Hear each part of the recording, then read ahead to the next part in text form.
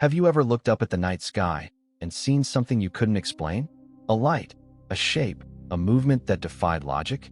Now, imagine that same inexplicable sight being seen, in perfect, chilling detail, by dozens of strangers who have never met.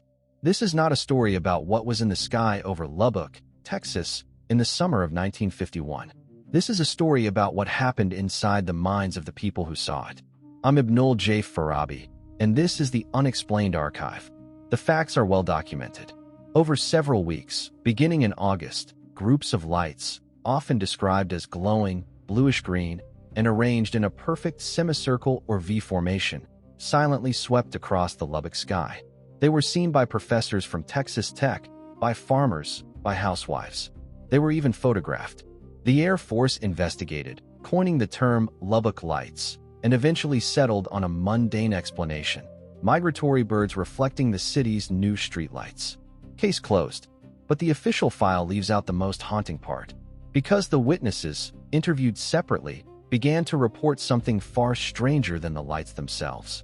They described experiencing the same, specific vision after the lights had passed.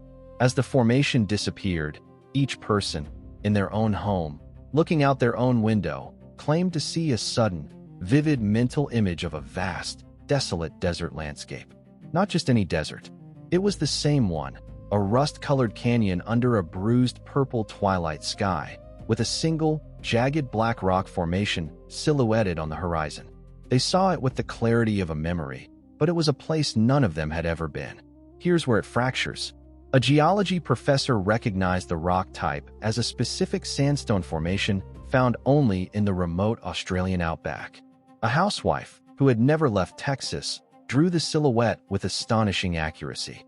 A veteran pilot felt an overwhelming sense of profound, ancient loneliness emanating from the scene. These weren't collective sightings anymore. They were synchronized visions, implanted simultaneously in disparate minds. The Air Force dismissed these accounts as post-event hysteria, a shared hallucination born of excitement. But can dozens of people, independently, hallucinate the same, geographically specific detail? This leads us to the unsettling core of the mystery.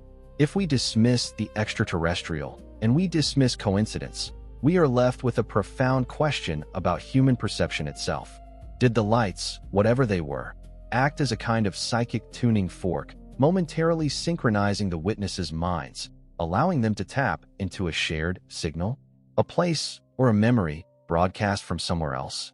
Or perhaps the vision was not a broadcast, but a reflection, a collective, unconscious image of isolation and distance that their minds conjured to make sense of the silent, unknowable things passing over their homes.